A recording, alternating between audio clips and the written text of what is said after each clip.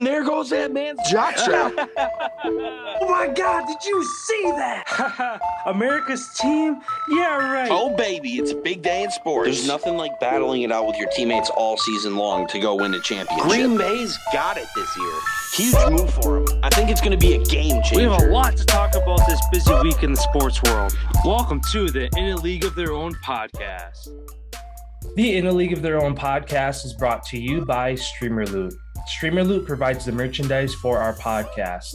If you're looking to start a merch line for your podcast or business, use StreamerLoot. It's easy to set up and is an awesome way to promote your brand.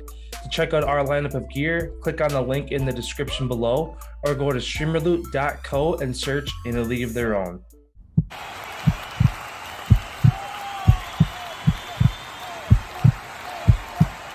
Hello. It is Monday. How's it going? Oh, it's going. NFL games today. Excited to watch those. Yeah. Again, with the kind of COVID going through all the sports, it's obviously a bad thing. But again, as spectators, we get to see a lot of NFL games over the next week here. So looking forward to that. Games tonight, 2 games tonight, one kicking off here very shortly, our time, and then 2 tomorrow as well. So we'll be breaking down those for you guys on Wednesday.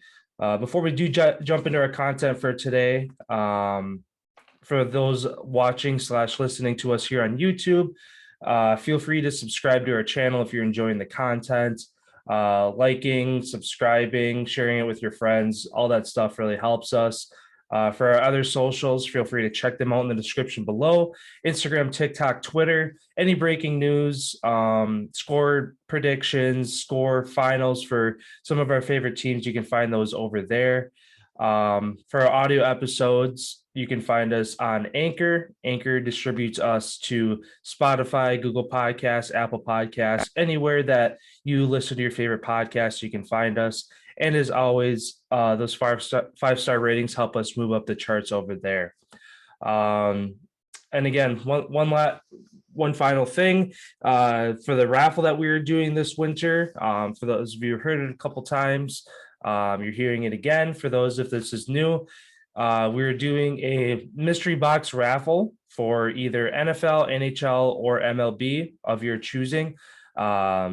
Essentially, we'll be spinning for a winner, opening the box live here on the stream, and then repackaging it and sending it to whoever wins. If you're interested in joining that raffle, you can DM us for your full details. It is $10 for your first entry, $15 for your set for 2, $3 for $20. I'm at with a max of 3 entries for that $20. Again, if you're interested, DM us on any of our socials or email us at In a League of Their Own podcast at gmail.com. Jumping into our NFL content to kick things off here on Monday. What do you got? So the Giants, after they had a close game this weekend against the Cowboys, not really getting blown out, but still with their second-string quarterback and then eventually going to their third-string Jake Fromm. News came out today that Daniel Jones will be out the remainder of the season. Do you see the Giants sticking with him going into next year, or do you see them moving on? Yeah, I think a couple months ago, we kind of talked about where some quarterbacks might shift around, where some quarterback battles might take place, like New York Giants, New York Jets, Denver, kind of some locations that this offseason, there's not really a set QB1. Yeah, I think it makes sense to move on from him. I mean, the production he's been giving the past couple of years hasn't been great. This year he's dealt with injuries. I know earlier in the year he had a concussion and now he's out again. I mean, eventually you got to move on from a guy. Yeah, it's a high draft pick and you want to get the most value out of him.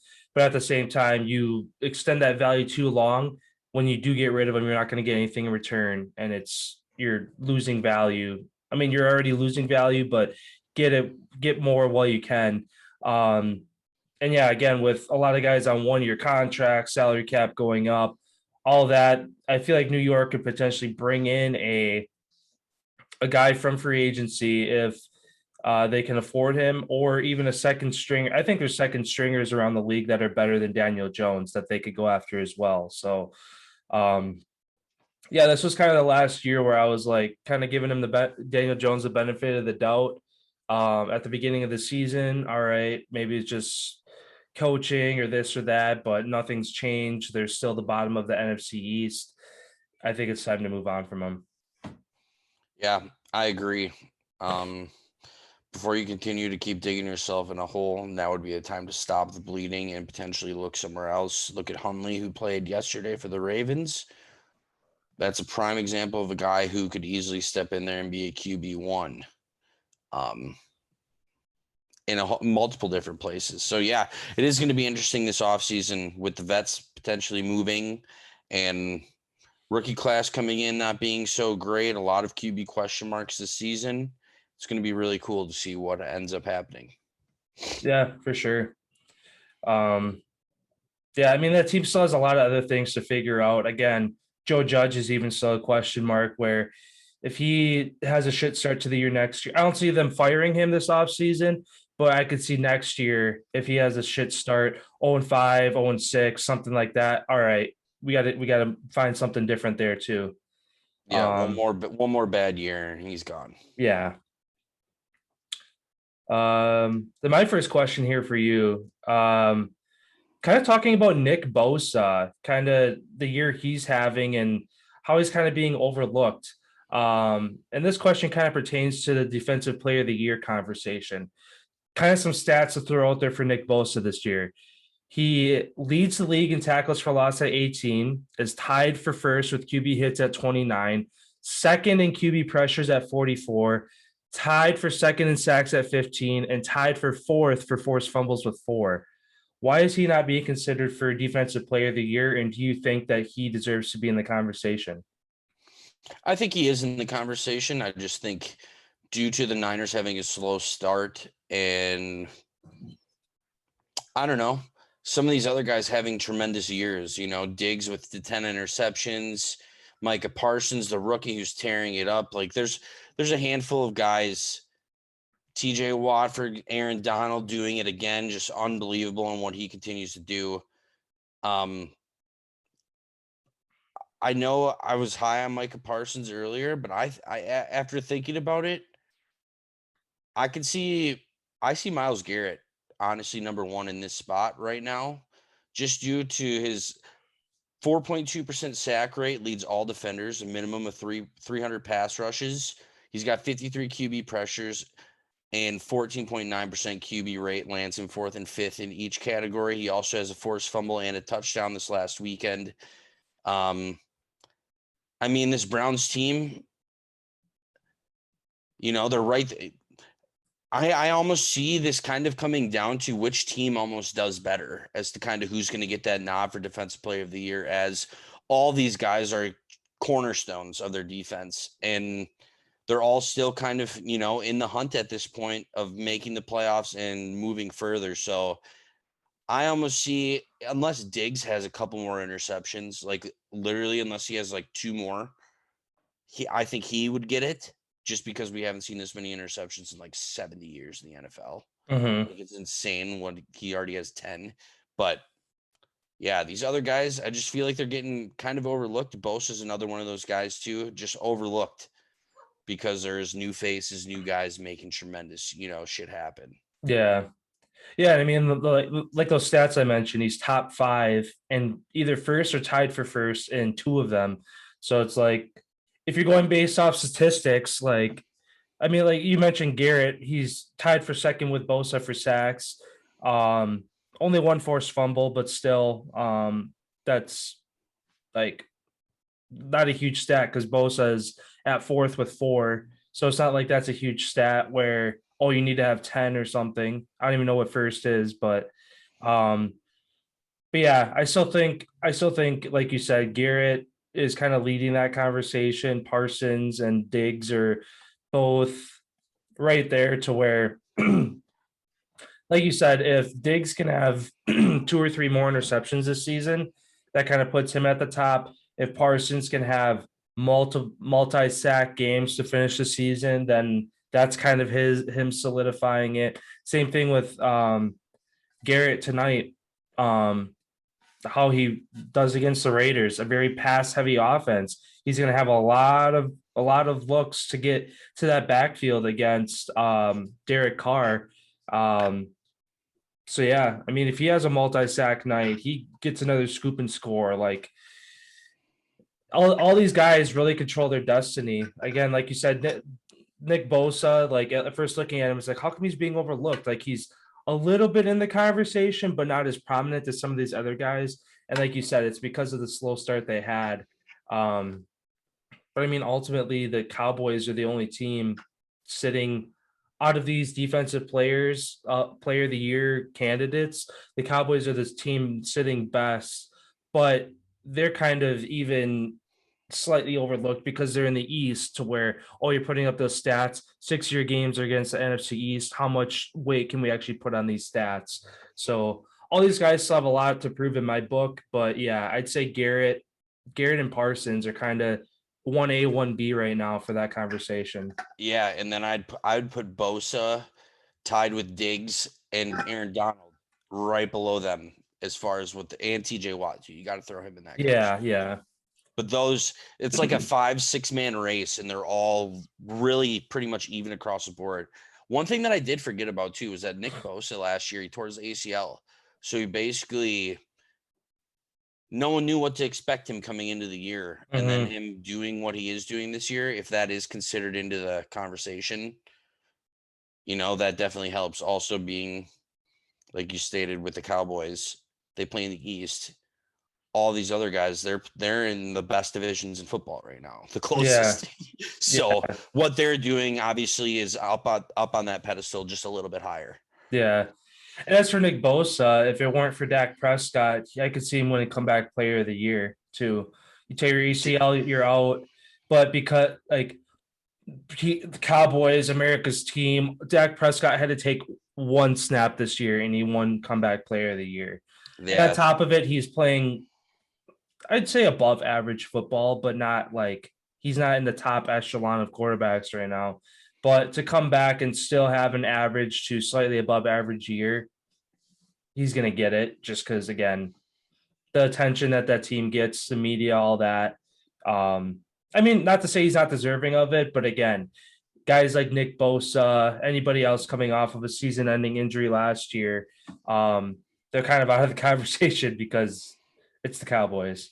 Yeah, and as well, like you said, Bosa only missed 2 games at the end of last year. Prescott missed how many? Yeah, like he missed more games. Also, the position that he plays is the caliber that they rank it is higher. Quarterback being the top position that they're ranked at. So yeah, just like Alex Smith too, same thing. You take one snap and you're winning comeback player of the year just because of the story and the process that it took to get back to that point. Yeah, for sure. Coming in with my second question here. After losses by Tampa and Arizona this weekend, both two teams who are high in the NFC seedings, do either one of those teams not make the playoffs?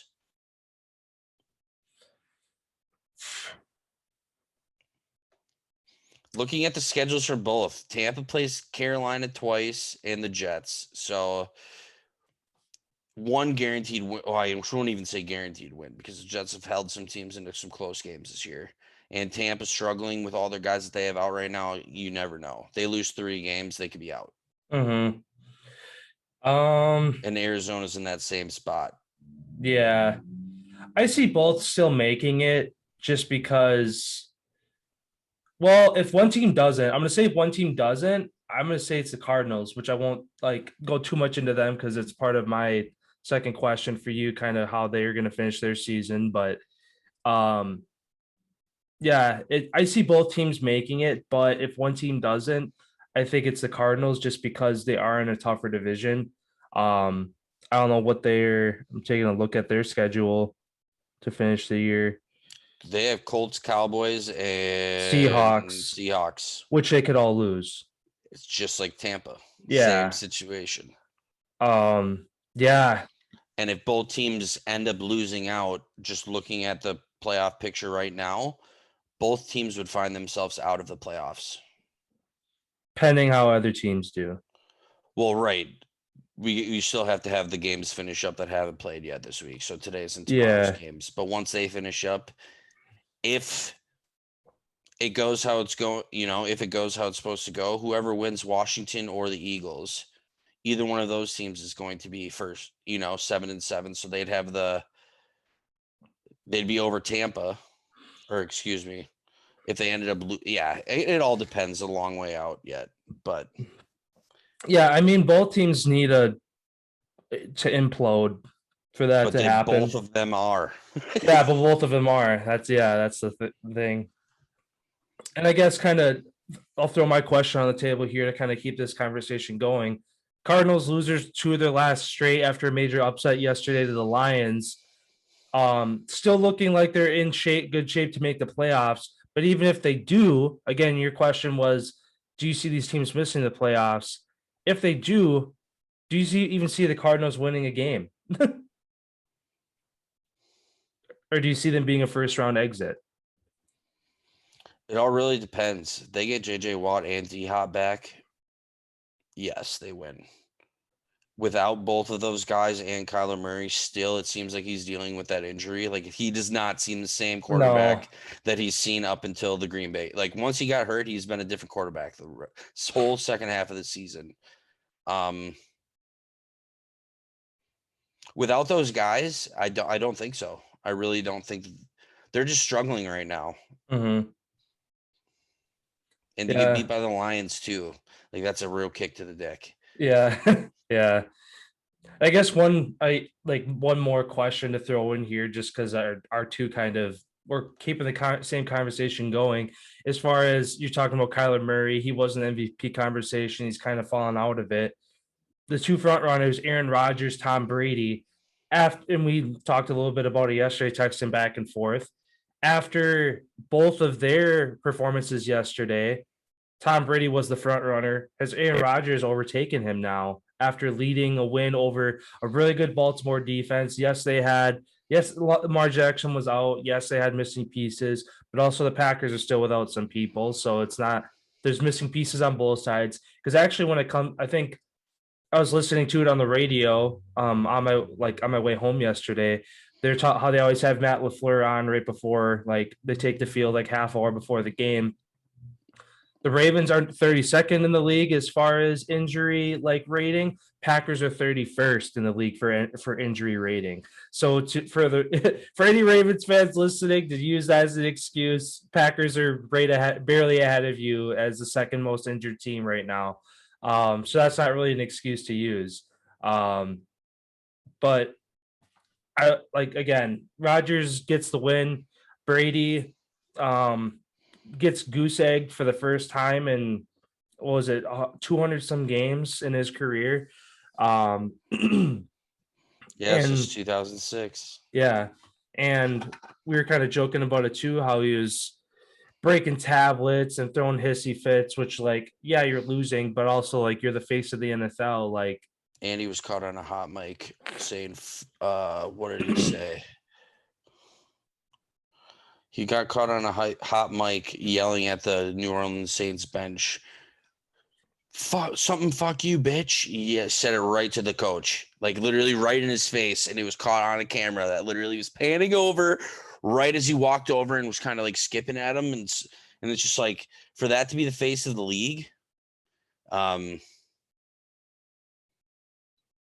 Which is odd. I feel like Tom is always losing his shit, dude. Yeah. Their team is collapsed. Their team is imploding. Yeah. I feel like their only saving grace is AB coming back and being phenomenal. That is their only hope. Yeah. Because their defense is in shambles. They lost Mike Evans. Godwin's out for the year. Fournette's banged up. They're a vet team. And look, vet teams can't limp to the end. They don't have what it has. And they've put themselves in this position. Like I said, their team is imploding right now, and they're going to need AB, one of these guys coming back to literally take control, because Tom Brady seems like he's losing it. Yeah. It seems like in most of his career, he's always taken losses on the chin, very well, just doesn't get too rowdy, doesn't his highs aren't too high, his lows aren't too low. Like the only time you really ever see emotion out of the guy is Super Bowl wins. But yeah, yesterday, like you said, it just seems like that team's imploding. He's losing his shit. And I even like we were talking about it last night, where I could even see him if the Bucks just absolutely get trounced, like you said, maybe they miss the playoffs. If they make the playoffs, they get absolutely shit on by a really good team like Green Bay or the Rams, or I guess you could even throw Dallas in that conversation. But I don't know. Like I could see him retiring after this year if shit goes south. If it continues to go south and piles up more and more, especially after last night, he got sacked so many times, hit so many times, which he's been able to avoid, which has helped his longevity, him stay in shape. I'm sure he is sore today. He is probably not feeling too good. Took a beating. Yeah. And then in the playoffs, if he has to play defenses like Green Bay, like Dallas, who are going to put that beating on him as well, like I said, I feel like we're quickly, as if from 5-6 weeks ago, oh, Tom's going to play till he's 50. He's looking really good. To it could be that quick at that age to where you take one, two too many hits the wrong way, and you're like, I don't want this anymore. Fuck this. So we'll see. I mean, obviously, if they can if they can turn things around and make it to another Super Bowl, then like good for him. But I don't see that happening this year. Yeah, I'd put JT at the top of the list. Jonathan Taylor. I'd put him at the top of the list just due to how he's been carrying that team, and he continued to do it this weekend against one of the best defense in the league. I'd put him in that number 1 spot. I'd keep Rodgers in that 2 spot. Kirk Cousins, keeping him in that conversation depending on how he does tonight. And I know this is a little wacky, but even Stafford, like, he's having a hell of a year. Yeah. Like, granted, he throws for same amount of, he's like the Drew Brees, 5,000 yards every single year, and your team's average. Like, what he's doing for this Rams team is spectacular. Like, that's one thing that they've needed. Yeah. Very true. Sounds good then. Wrapping up our NFL talk, heading over to the hardwood here. What's your first question over there? Cleveland Cavaliers currently on a 6-game heater. Not that anybody saw them coming at the beginning of the year or even a few weeks ago. Do you think that they end up making the playoffs this season after they've turned their franchise basically around from the bottom to one of the top teams this year? Yeah, and the interesting thing is with the Cavaliers right now in the East, they've done it without some of their top guys like Evan Mobley, who they just drafted. He's out. Who else? Another big guy on their team. I'm gonna look quick. Yeah, right now Jared Allen's out, Evan Mobley's out. Yeah, Jared Allen, that was the other guy. And they're able to still do what they're doing without that. It seems like the last couple weeks where they're again on their heater playing really well, they've leaned super heavily on their defense. Against the Bucks on Saturday, they held the Bucks to 90 points, and I think in their last 4 or 5 games, I know before the Bucks game they were giving up 96.2 points. So now it's less than that. It's probably like 93, 94 points defensively. Yeah. On their 6-game win streak, they held the Bulls, one of the top teams, to 92 points, the Heat to 94 points, and the Bucks to 90. Like, yeah, they're getting it done by committee, and this team is proving that they are a really good team. Yeah. Yeah, it seems like they've hung their hat a lot on their defense as far as keeping these really good teams, like you mentioned, to low points.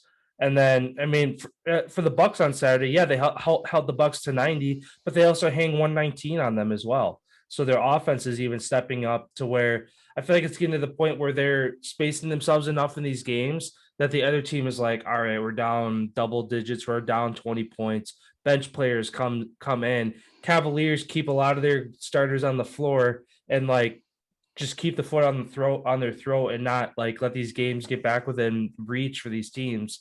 Yeah, I mean they sit third right now in the East, and so long as they can keep it going before some of these other teams like the Nets, the Bucks get healthy.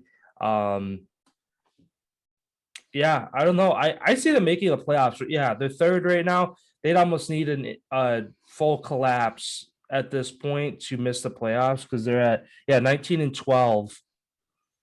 And as far as But they're only six losses from being 13th. yeah, but again, that would require an implode of 6 straight losses and 5, 6 straight wins from all these teams to fall down the ladder. And I'm looking at teams below them like Washington, who started out strong. They're kind of hitting a shit streak. The Heat as well. They're 5-5 over their last 10. Philly, they were up in the top, and they again without Ben Simmons, without that other difference maker alongside Joel Embiid, they're falling down the ranks. Um, yeah, I mean, I think they stay like relatively close to where they're at. I could see Milwaukee and Miami passing them, but they're at least going to be in the play in. Like they're not going to fall completely out right now, I don't think, but obviously we'll see. But yeah, I like the way they look right now. Like I said, super gritty in the Eastern Conference. You got to play really good defense, and they're proving it right now. Yeah, I agree with you. I think they get in too. My first question here for you: the Warriors are now 6-4 over the last 10 games, which is okay, but considering how they looked a month ago, not so much. Do you think teams are starting to figure them out, or do you think that they're taking their foot off the gas a bit and trying not to burn out too early in the season? I don't think they have to worry about burning out, especially with Clay coming back. That's just an addition to their team. Plus, they have a couple other guys who are hurt as well. They're just going through the thick of it right now. Yeah, I don't know. It just it's like they stopped playing defense. Yeah, They just want to try to outshoot every team, and that ain't gonna work every night. yeah. I mean, in their last game Saturday against the Raptors, they lose 119-100, which is very uncharacteristic. Usually, the Warriors are high one teens, high 120 scoring, and giving up near 100. They basically flip flop that game. Um, yeah, I mean, some of these games are a lot closer than they need to be too. Like on last Monday, they barely beat the Pacers 102-100. The Celtics 111-107. Like a lot of these games that a month ago would be like, oh, that's an easy put away win for them. They're either losing or barely winning. So yeah, I don't know. I think that like you said, they're just going through kind of a tough stretch, like every team does. Every team eventually loses 2, 3, 4 in a row at some point in the season. Usually, some of the elite teams avoid those stretches, but the Warriors right now, good time to get it out. And I know it was either last week or the week prior, we were talking about the Suns and the Warriors chasing that, beating that 72 or 74-9 record, or no, 74-8 record. It's looking like that's not going to happen anymore. The Warriors currently sit 24-6. So to beat that record, they can only allow one loss the rest of the season, which isn't going to happen anymore. And for the Suns as well, they're only half a game ahead of the Warriors, to where they have also lost a couple games over their last 10 that they should have won.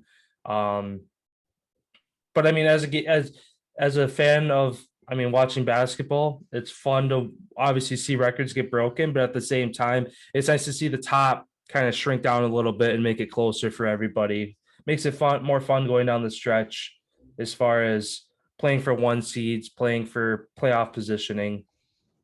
But Yeah, absolutely. Absolutely. NBA's it's nice to see a mix up, just like the NFL this year. It's nice to see a mix up of the teams that are in contention. yeah, It's not the same fucking over and over again. yeah.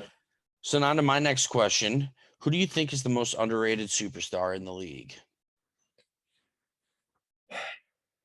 And I guess this word superstar doesn't even need to be on. Who's the most underrated player?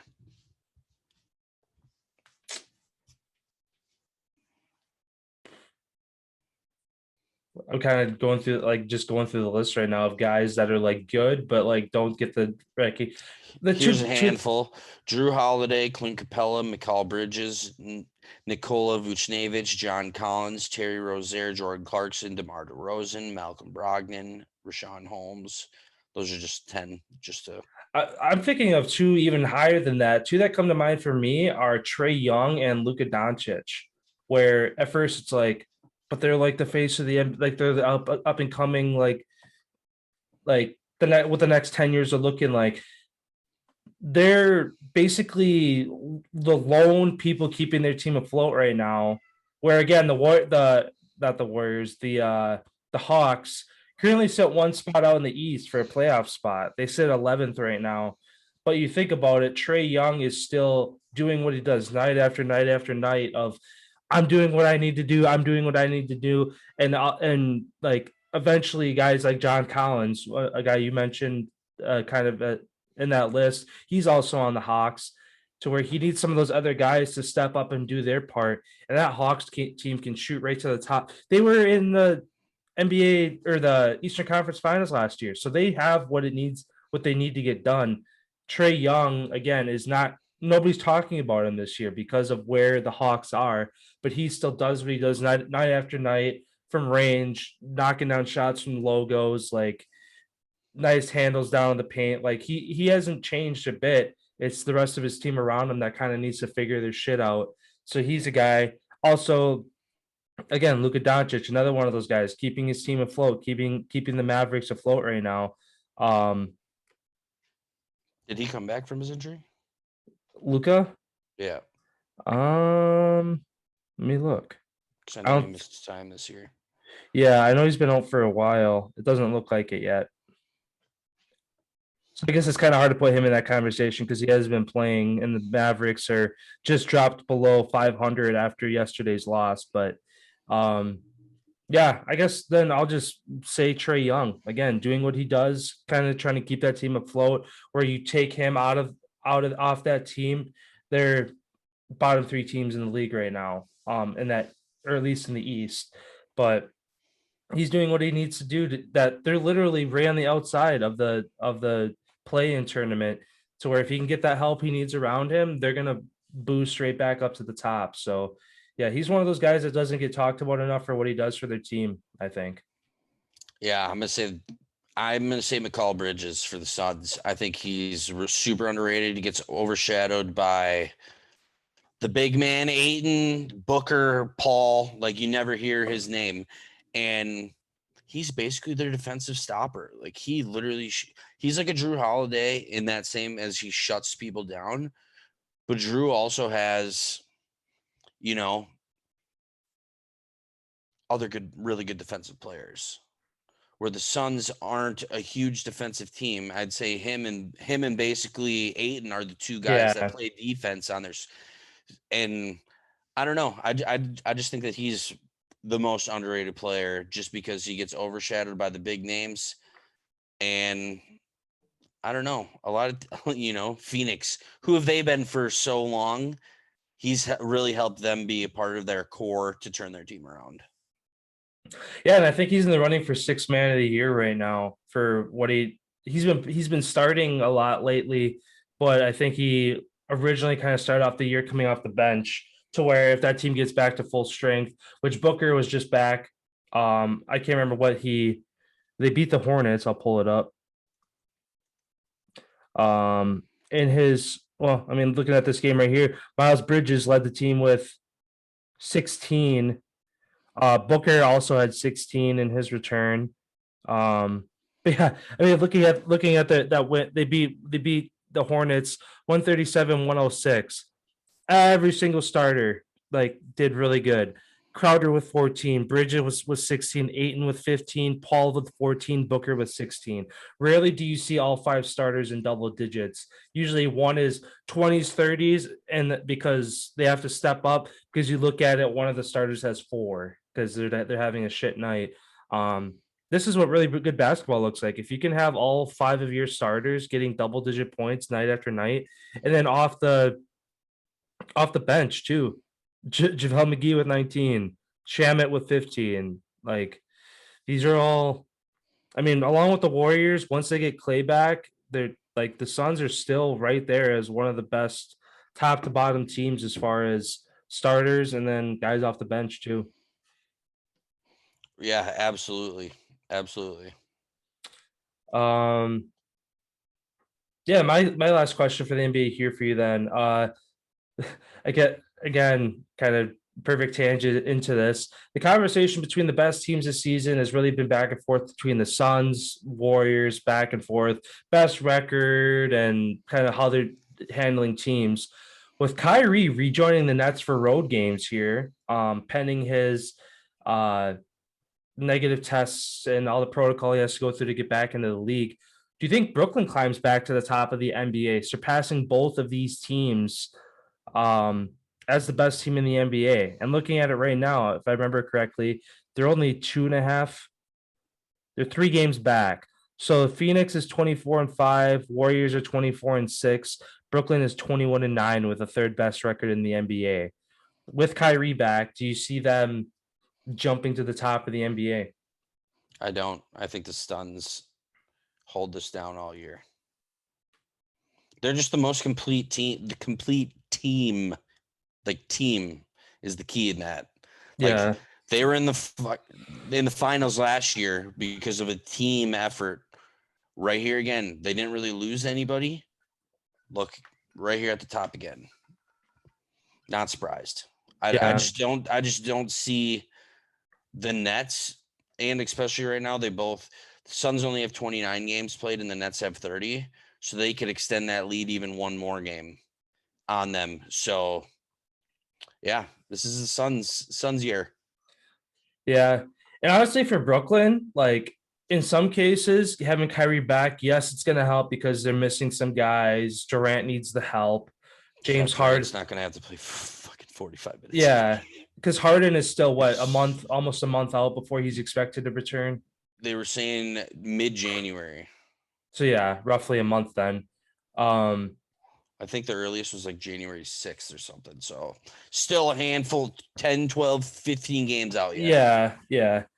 Um, I think that in some ways, obviously Kyrie's going to help, but also because he is stepping into a season 30 games in, what's his conditioning going to be like? Is he going to be sloppy with the ball? Are there going to be turnovers, miscues to where, again, he might help, but also he might cost them some games with some miscues, being in the wrong spot, not being able to play enough minutes because who knows if he's been conditioning himself and staying in shape enough. Like, I bet he has. If I had to put money on it, I bet he comes in and picks up right where he left off. yeah, Him and KD are like best buds. I guarantee you he moved out of New York during the time being so he could go play basketball at some of these elite places, Adam Sandler gets caught hooping at some of these like there's a lot of basketball players who know how to play. Just because you're not in the NBA doesn't mean you don't have NBA level talent. I'm sure he's been practicing every day. I'm sure he's been doing this. He's just dropping a shoe ahead of this whole thing. It's just like I feel like he's ready. yeah.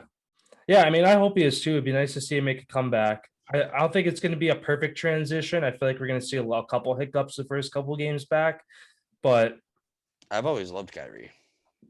yeah, I mean, as a player, I mean, even off the court, some of his stuff rubs people the wrong way, but at the same time, like you have the platform to do what you do, like speak your mind. Like it Yeah, don't.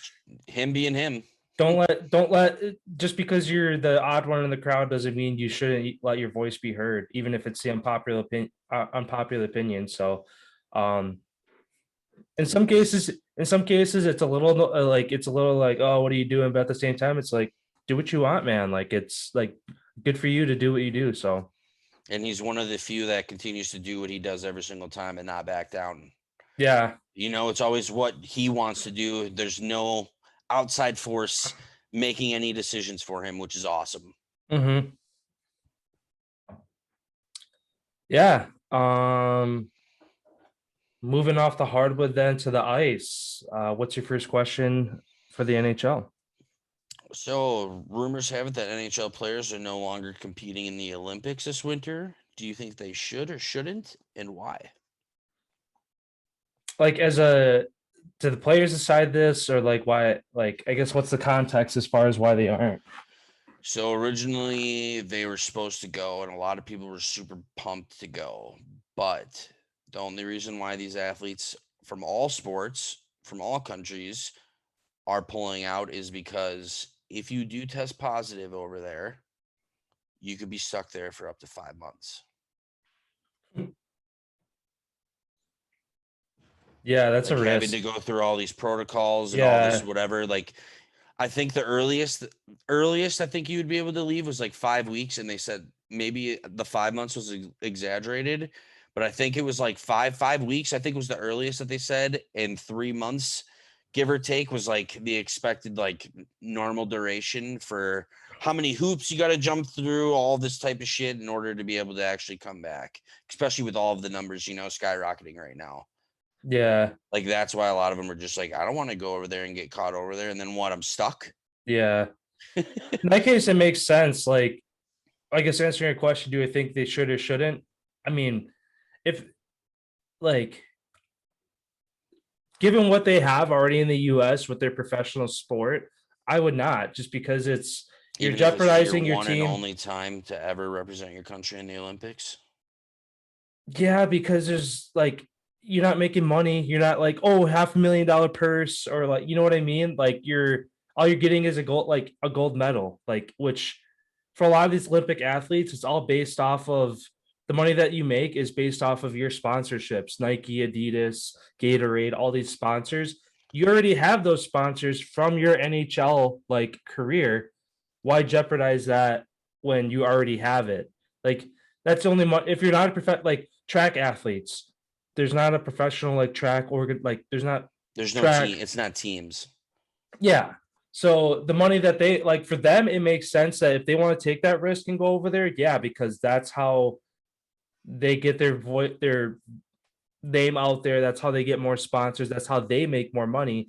As an NHL or Summer Olympics NBA player, you're already making your money. You already have your name. You're making like from your sponsorships back home. Why go risk that in a different country? Like again, like there's a lot weight, like you said. Oh, it's your first. It could be your first and only time representing your country. Like yeah, there's a lot of like heart and like soul in that, but from being smart and not affecting your team back home. Because if you're stuck there for 5 months and your team is top of the NHL, boom, like see ya, down the ranks you go. Like obviously there could be arguments made both ways because like you said, it's rather you're either thinking with your head, protecting yourself, or thinking with your heart, like representing your country and doing a once in a lifetime thing. Obviously a case can be made for both sides, but if it were me, I would not take the risk because it's affecting yourself and your team back on your home soil. Yeah, I think that's ultimately why the NHL is going to put that pause in for the Winter Olympics still in the schedule, just to let all these players take a break. Like hockey is 24. You really are skating all year round, 24/7 through 65. Granted, the season doesn't go all 12 months, but even in the off season, you're maybe only getting away really for a month and a half. Mm-hmm. Because if you stop skating, you lose all of that. Like you lose all of your skating. So those guys are all skating every day, doing all those stuff that you don't see. But yeah, I agree. I don't think that they should go just because of that reason as well. Why jeopardize your? No offense, a Stanley Cup I feel like is more important than a gold medal. Yeah. and that's it. Yeah. Yeah, I guess talking about kind of this break that they're putting in here around the holidays, part of it just with the break that they had in for the Olympics, part of it being that they're postponing a lot of games. Kind of a two-part question here. Which team do you think missing games is going to affect them most negatively? And which team is going to use this short break to kind of turn things around and benefit them the most? As far as the team who this is going to hurt the most, it's going to be Nashville. Nashville and Vegas. Both teams are climbing the rankings really hard. Both teams are 8-2 in their last 10. They've really been making stride. I feel like this little break is just going to halt their momentum a little bit. I don't know if game stopping is stopping practices and stopping all of that stuff too. Where if that isn't, then I see these teams continuing to pick up right where they left off. It's just a little bit more rest, not having to put the physical part on your body of the hitting. But so if there's no practices, then those two are going to be the most impacted. And I feel like the team that this is going to help the most, I think this is the Coyotes, Phoenix. I feel like this is really going to help their team. They're really young. They won their last game, 2-8 out of their last 10. I feel like they're going to put a couple games together and they're going to leapfrog Montreal, who's going to be the worst team of the league. Yeah, I mean, I'm all three of those teams. I agree with you for all the reasons you said. A couple I'm going to add to the conversation. One being that it's going to help the most Minnesota. I like at first glance, it's like, oh, but they're the top of the Central. Nashville, St. Louis, Colorado are all making surges to the top of them or to the top of the Central, to where I feel like this break slows down all those teams' momentum, gives Minnesota a chance to kind of figure out what's been going wrong, loses a 3 straight. I think this break helps them to reassess what they need to do to get back to what they did a month ago and kind of separate themselves back again in that Central. Yeah, so I feel like it's going to help Minnesota. And yeah, like you said, Vegas, they're playing really good. The Ducks, even, I could see it hurting them a little bit as far as how good they've been playing, tied with Vegas right now in the Pacific. Another team that could help, Calgary, who they're behind in games. They've lost 4 straight due to having to postpone games, missing guys for COVID, things like that. It could help them coming out the other side of this break, getting back healthy and trying to make a surge back to the top of that Pacific. The Pacific's going to be fun this year coming, because I feel like it was kind of between Edmonton, Calgary, Vegas, and now the Ducks just force themselves into that conversation as that 4th team, that it could really come down to either of those 4 teams winning the Pacific this year. Yeah, it's going to be interesting to see how all these teams adjust coming out of this break, out of postponed games, out of the scheduled Olympic break, because then it's go time after that as far as trying to catch up or trying to separate yourself. Yeah, absolutely. The Wild do play a game tonight against Dallas, so chance to extend that a little bit.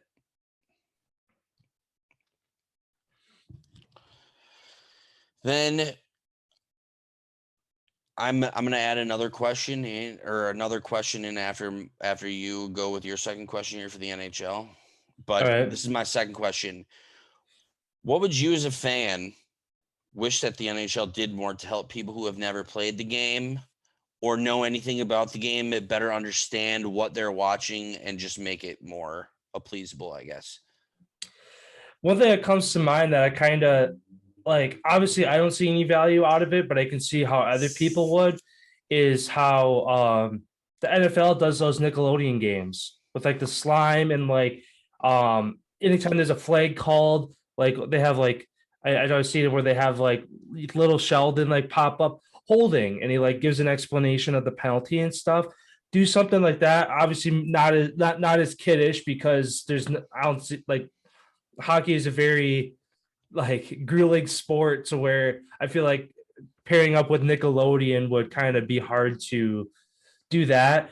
But the foundation, the concept of that, to where you have either a commentator or a graphic on the screen to where that pops up in the corner is like a little blurb of like offsides. What does that mean? Icing. What does that mean? Like things like that. Like obviously I know those things now, but that's for somebody who is new to hockey or doesn't understand the specifics of the game. Again, how you do that, I don't know. But like I said, I feel like the NFL was off, like did a good thing with that, pairing up with Nickelodeon of making it more, tailoring it to another audience, involving kids in it, explaining it to better for them to understand it, trying to find a way to mesh that into hockey. I feel like would be a good way to help people understand the game better. Side question to that. Do you think that if on television they did like a highlighted puck where you could see where it was at all times, do you think that would help? I think so. I mean, like the more I've been able to understand the game, like and just with even like but like my own sports knowledge, it's thinking 5 seconds ahead. So I'm getting to the point where okay, the puck's here, it's going to be over there in 2 seconds, just because you can feel the way like the offense is moving, like the puck down the ice, of where it's easy to know where the puck is if you know where it's going to be in a second or two, to where people who are just like trying to find it, like where is it, who has it, what's going on, having a highlighted puck would be kind of like that, like how the NFL has like the blue line of scrimmage and the yellow first down marker, to help people understand, oh, this is where the ball is, this is where they need to get to. Otherwise, if you remove those lines, it's like if people don't understand the down markers on the sides of the field or even know to look for them, you wouldn't know where the line to gain is. So yeah, I think highlighting the puck, that's a good, I never thought of that. Like at first understanding hockey, it was like, okay, where's the puck? But now it's like I said, I'm understanding the game more to where I know, oh, the puck, he's going to pass it to him, or like where it's going to be in the next second or two. But yeah, for somebody who is just trying to find it, because then if you're trying to find the puck and like, okay, where is it? Then you're not paying attention to the rest of the game. So where you miss a goal, you miss other things that are happening on the ice because you don't know where the puck is. How they do that without like, because how you'd have a highlighted puck move across the screen without screwing up all the other animations and creating like a visual like blur on the screen or something. I don't know. I'm sure they'd find a way, but yeah, that's a good idea if they were to try to do something like that. I was just curious what you thought. They actually did try that back 2 years ago. They actually tried it Oh, really? to boost ratings on television, because that was the main thing that a lot of people were saying is just like, we love the game, how fast it is and that type of stuff, but we lose track of the puck because it moves so fast. Like it really moves so fast unless you have one person, sitting there fucking holding on to it, waiting for other people to get in position. But I feel like along with that, like highlighted portion, I feel like there should be an explanation. Obviously, why everybody does everything is different, but like somewhat of a general reasoning why that person is moving the puck to that person.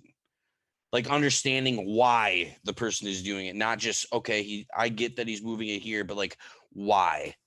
Just like in the NFL, it's like, why do you throw a pump fake? To get the corners to bite so you can throw it over like the why part of it is so, I feel like, underlooked in the game of hockey because it is so fast that people just don't give a shit. Yeah. Yeah, because talking about like the NFL, a play happens, good or bad, like defensively or offensively.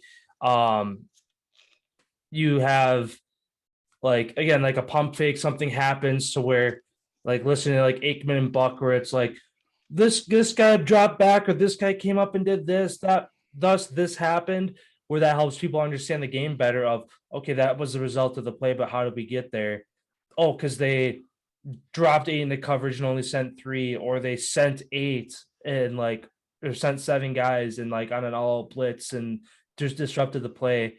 Like in those cases, it helps people understand, like, oh, this is what happened and this is why. To where, like, again, having like commentators on like play that out as to, instead of just highlighting the goal as to, oh, like nice puck placement on the, okay, rewind the last 5 to 10 seconds. How did the puck get to that spot so that guy could did have an open net backside, like I said, rewind it 5 seconds, have the commentators explain how did the puck get to that spot and why were they able to do it then, and how come they weren't able to do it the last 10 minutes, like to be able to break it down like that. Yeah, I agree. And their NHL is slowly starting to bringing former players are finally starting to get into the booth, starting to be NHL Network, all this type of stuff. I just feel like, yes, ESPN helps because it has eyes on the ESPN name, but I also feel like ESPN doesn't have the proper people besides Barry Melrose, who just does the highlights of the game. Like, he doesn't even really talk. Like, ESPN doesn't have like he's the hockey guy, but he just talks about highlights and this and that, and he doesn't really he doesn't explain really what's going on. And I feel like that, like you said, that part of it for people understanding like why that happens, because there's a reason for every single thing that happens out there. There's an explanation for why why it happened. Yeah. So yeah, I agree with that. Yeah, and my last NHL question for you here then, again, kind of circling back to the Predators, how they're playing good hockey. Both them and the Penguins are both on 7-game win streaks. Which team do you think loses first? And again, it's tough with postponed games, and I guess I'll rework the question just because it's hard to where the Predators could be playing tomorrow and the Penguins that might not play for 2 weeks. So like it's hard to like gauge it that way. I guess I'll play my Flyers on Thursday. And who did you say the other team? Predators. I think they're on the break. Yeah. So I guess I'll change the question. Yeah, they don't play until next Monday. Which team goes on a losing streak first? So which team loses back-to-back games first? Because then it's less off of which team plays first and which team goes on a shit streak first. That's a good question.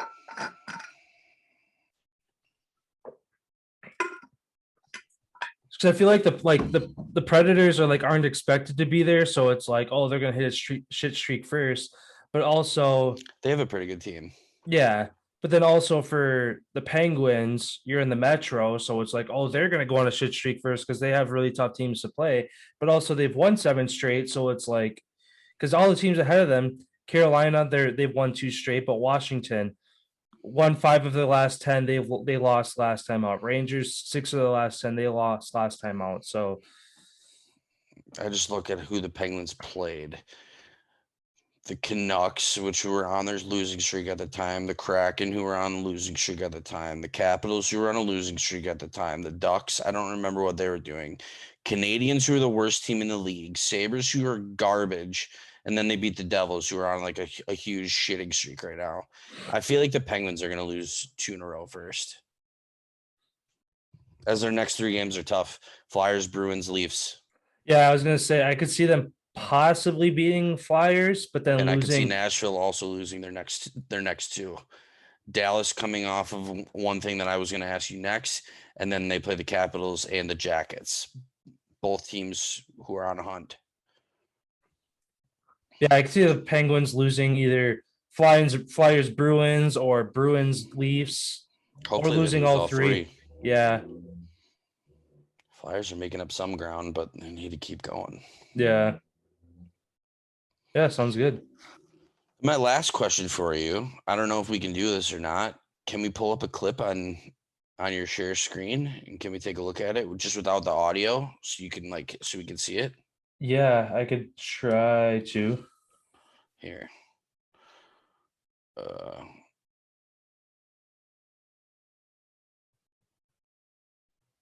I'm going to share it to you through text. I don't know if that helps do anything. Well, what's the clip called? Yeah, just go type in Tanner Kero. TANNERKERO.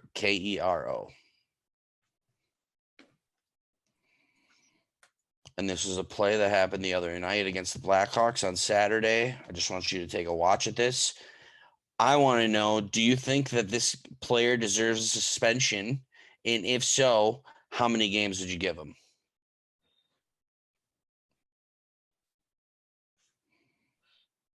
Like I have it pulled up, but just for I don't want to get like demonetized or copyrighted if I pull it up. If we don't play the audio, we shouldn't.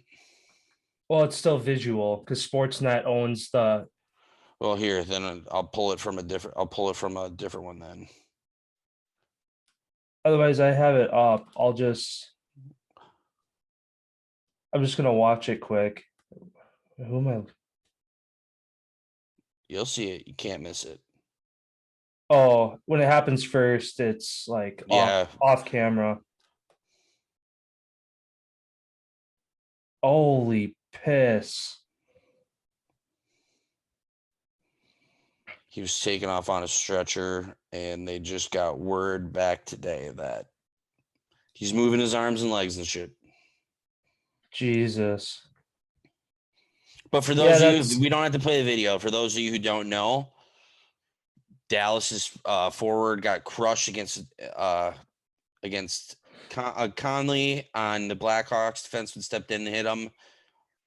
He was taken off on a stretcher, taken to the hospital. He was there for a couple days. So, yeah. Yeah, I feel like because I feel like it happens like not this severity where it happens often, but like that scenario I feel like happens dozens of times a night to where a guy doesn't see and you have the opportunity to lay him out. Where how most guys handle it, which is professional, keeps the game safe, but you're still effectively getting in the guy's way, is just like getting in his way. Essentially, is what it is. Where I could see like Conley in this clip lowers a shoulder, is forcibly making contact to a defenseless guy. I feel like that's where like that fine line of suspension and like getting in trouble comes in, because you could essentially do the same thing. You just skate in front, like you're just in the way, and it's safe. It's nobody gets hurt. But the second you lower his shoulder and force contact, that's where like intent to hurt comes from. I mean, yeah, it's just a dirty play overall. It's obviously something that they try to eliminate out of the game, but you can't at the same time because it's such a fast-paced game that making one wrong move for a second at the time seems like a good idea, but then the guy's laying on the ice and can't and like needs to get taken off on a stretcher. Like, is there talks of him getting suspended? Like, I feel like this is something that like Tom Wilson or like some like obviously some of like the dirty guys to where they'd be slander like tweets and just like media be on his ass. So if he needs to be suspended, he needs to be suspended. But I mean, Brett Connolly, I feel like I never heard of him being like one of the dirty players in the league. He's a younger player. He got a 2-minute interference. Okay. I don't know. I mean, I think to have even discipline across the board, he deserves like a suspension in some way. Just because, again, like if you have Tom Wilson or somebody who's known for doing shit like that happen, they're gonna get a suspension because you're doing it again. Like you got to get another suspension. But like if it's just like a first time offense for the kid, then like it's hard to do that. But if you want to make it even keel across the whole league and like force that into guys' heads that like this has to like get removed from the game, then I don't know. Like it's a tough decision to make. I mean, like I said, I haven't heard anything about him getting suspended. Like this is the first time I'm seeing really anything about this, but I don't know. Yeah, see, I disagree with. I don't think that there should be a suspension. I don't think there should be anything like that because if you do watch the play, he fucking doesn't have his head up. And that is the first thing you learn when you play contact hockey is that you need to have your head up and be able to see everybody coming at all times because if you don't, you could end up on a stretcher. just like that moment. And if you watch the play, he's turning and he's looking for the puck instead of paying attention to what's coming in front of him. And that's Conley. Like, he didn't extend his hands to crush him or anything. No. He's a bigger guy. He did just put his body in front of him. I feel like because of him having his head around like this, when he brings it back, his head is hitting him in the shoulder because he's not paying attention and being able to take a hit. Because when you know a hit's coming, you obviously brace yourself for it. You move. When you don't know what's coming, you're getting ran over. And this play happens over and over again, like you said, every single game. And that's why. That is exactly why it happens, is because the person who's making a play on the puck forgets, oh, yeah, I can get fucking killed if I'm not watching what's going on. And you have these people, like myself was a prime. That's my specialty. That was my specialty playing hockey, especially as a defenseman. That's one of you're looking for the kids coming across without their head up, and you put them and you make them pay for it because they won't do it again. I guarantee you that guy will never make that same play again because he knows what's coming. It's like it's a learning lesson for him. And like you said, the game moves so fast. I even thought it was a little borderline. Like, I don't even think they should have called interference because the defenseman rang the puck around the board. Like, he was going to catch the pass. And I don't know. It's just one of those incidents. Obviously, thank God the guy's all right and whatever. Like, that's a big hit. Yeah. But at the same time, you wouldn't be in that position if you would have had your head up. Yeah. Because like you said, Tom Wilson, it's like, I feel like so many people slander him as being like a dirty ass player and all that stuff. It's just like, people don't cut him a break that also he's an old school type of player who plays hard, plays physical, and he still plays on a line with Ovechkin, still can skate with him, still has all the skills as a superstar, but he also does the physical, dirty work that a lot of these superstar guys don't like to do. And like, look at Gretzky. He had 2 goons on his line that fucking won't let anybody touch him. Wilson is that guy. You know, anybody makes a run at Ovechkin, he's there. Anybody, like, he's that guy to protect number 8. And a lot of these teams, Pittsburgh's taken a lot of heat over the course of their career because of what's happened to Crosby, all of his concussions, all the dirty hits he's taken, and not one person has stepped up to do anything about it. It's because they don't have that tough guy. They go the speed skill type of route where that's the battle. That's the tough part you run into, is when you don't have the tough guys to handle the business when shit gets out of hand. And that's why fighting will never go away. Mm-hmm. Because once fighting goes out of there, you can have people chopping each other with sticks and stuff, and that you're not going to have any repercussion for it. Mm-hmm. Yeah. I mean, every situation's handled differently to where it's like he doesn't get a suspension and people like are like, okay, good. It shouldn't have. He does get a suspension and people are like, oh yeah, he deserves it. So like it goes either way. Like it makes sense. Like it makes sense that he wouldn't get a suspension. Like obviously the reasons you mentioned, like I didn't think of those until you mentioned it, to where it's your own responsibility to make sure you're protecting yourself. Like, and it's also equal responsibility for the other guy, for guys on the other side on the other team, to ensure the safety of their own teammates and their opponents. So it's like it's tough to have one set of rules that applies to every situation, because every situation is different. So I don't know. He got a 4-gamer. Oh, really?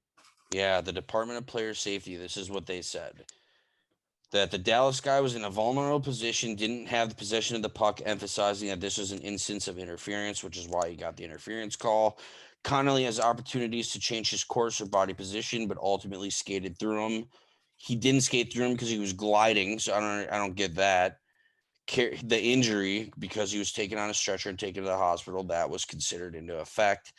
And because Conley's never been fined or suspended in the past, that's why it's only 4. Like, that's a fucking joke. And the Department of Player Safety gets a lot of shit from the NHL. So because of the injury, so if the guy didn't go off the ice on a stretcher, he probably wouldn't have got suspended. I don't know. Like the act of the play is the act of the play. I feel like if you're gonna suspend a guy or not suspend a guy, like the injury, It has although it nothing looks to do bad, with it. yeah, the injury has nothing to Should do have. with it because the guy could bounce back up and be completely fine, and then the play goes on and nothing happens. But because the guy got hurt, all of a sudden it's somebody has to get suspended for this. Like, And it's so funny because the Department of Player Safety, like the president basically, used to be a badass tough fighter, George Peros. If you ever heard of the name, he's the guy. And I know a lot of NHLers spin chicklets, other people just hearing in conversation and stuff. A lot of people don't like a lot of his rulings on stuff because for him, he was a fucking egregious guy. Like he was a badass. And now all these little tic tac stuff, it's like he comes in the safety part of it. And it's just like, well, dude, it's part of the game, man. yeah, Like you don't see the NFL have a department of player safety. Granted, you don't have fucking blades that can cut you and sticks that can poke your yeah, eyes out and stuff, or a puck that could kill you if you get hit with it in the head. yeah, yeah. It's crazy.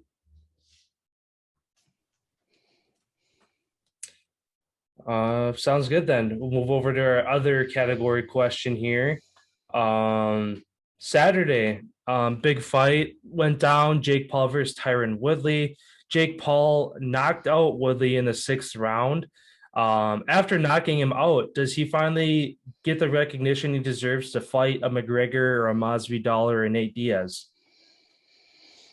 Yeah, I hope. As far as Worthy, yes, he knocked him out. That was a great punch.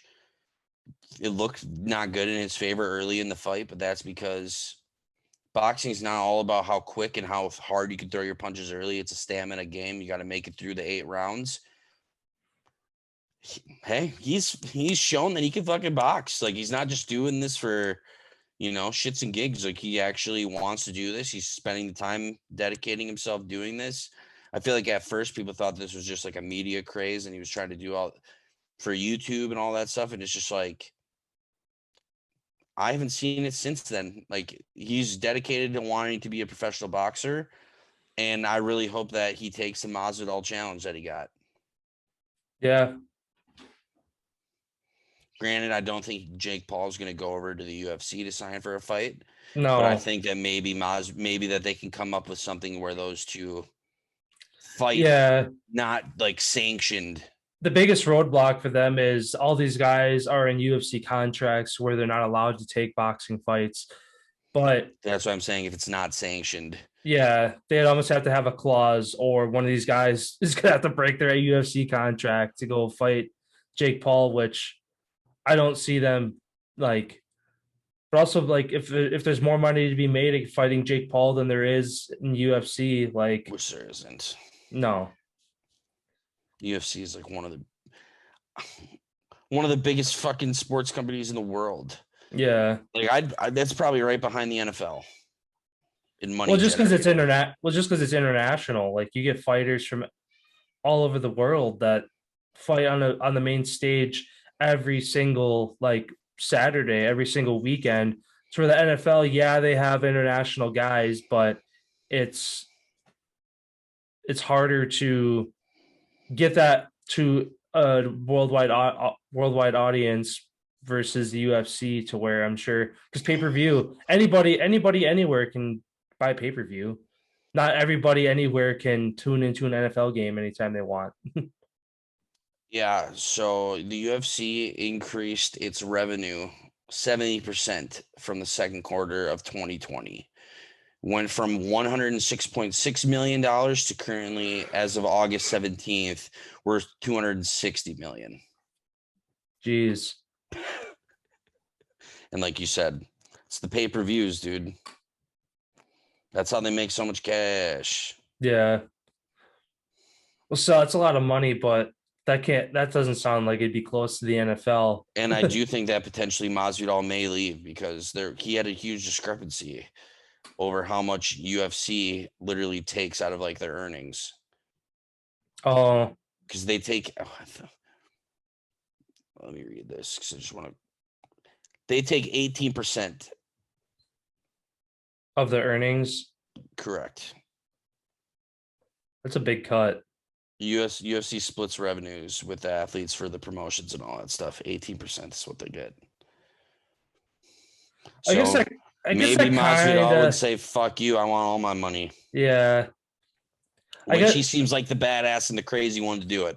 Yeah, like 18% sounds like a lot, but at the same time, USC is the one putting out the ads, the commercials, the advertisement. Yeah, but they don't got to step in the ring and put their life on the line. Yeah, that's true. Like you could die. Yeah, that's true. All I got to do is put out a couple tweets, a couple of this. So we're gonna hold a fake promotion type deal. All Yeah. jazz. Give me my 18%. Yeah.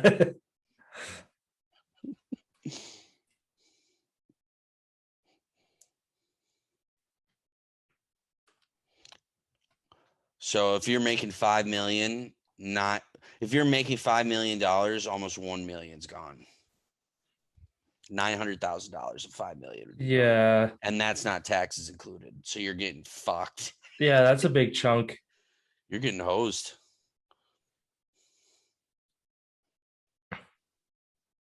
That's interesting. Yeah. But yeah, I guess that's really all I had because we kind of combined our last questions together there. So sounds good. Then wrapping up our college football talk here, then our fun segment, doing the old coin flip generator to kind of determine the outcomes of our bowl games here. The coin is not off to a very good start. It is currently 2-7. Well, it's 2-6, going to be moving to 2-7, pending the Myrtle Beach Bowl that is finishing up in the last 2 minutes here. Tulsa's up 30-17. Yeah, so that's why I wrote in Old Dominion as an L for that one. But yeah, to kind of recap again, Bahama Bowl, Toledo lost, coin pick to Toledo, they lost. Cure Bowl, Northern Illinois lost. Boca Raton Bowl, Western Kentucky won.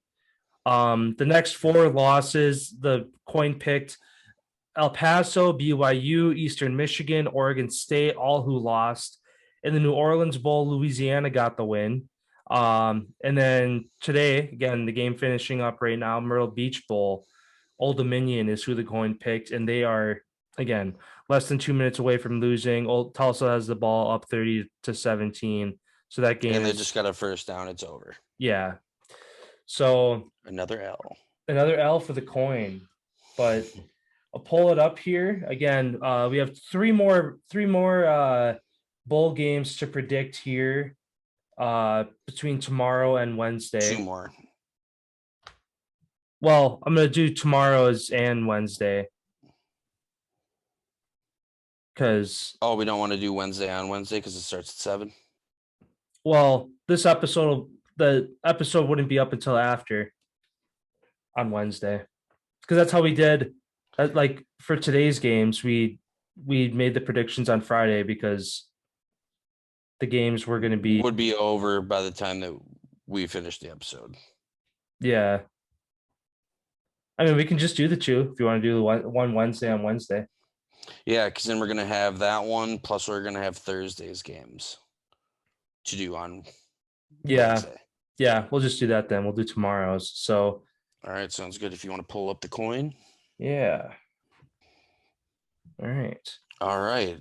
So tomorrow we have 2 bowl games coming up. The first one is the famous Idaho Potato Bowl between Kent State and Wyoming. Kent State 7-6 on the year. Wyoming 6-6 on the year. Wyoming 3.5-point favorites. What's the coin going to pick? Again, Tails is the road team. Heads is the home team. Tails.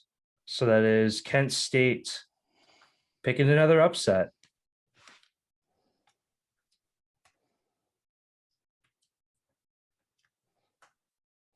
And then for the last game tomorrow evening, the Tropical Smoothie Cafe Frisco Bowl between University of Texas San Antonio and San Diego State University. San Diego State favored by 3. even though their record was one game shy of UTSA, 12-1 and 11-2.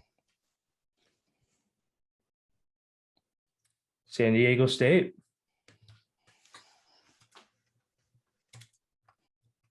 Yeah.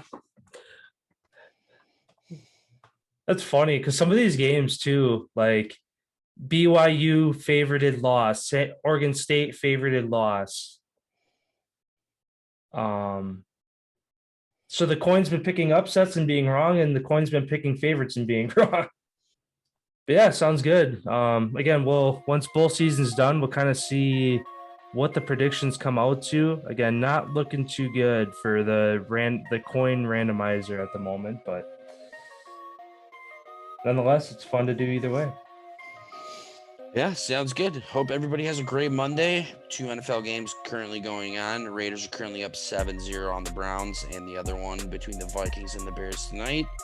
We will recap those / go over the bowl games on Wednesday. So we will see you guys on Wednesday.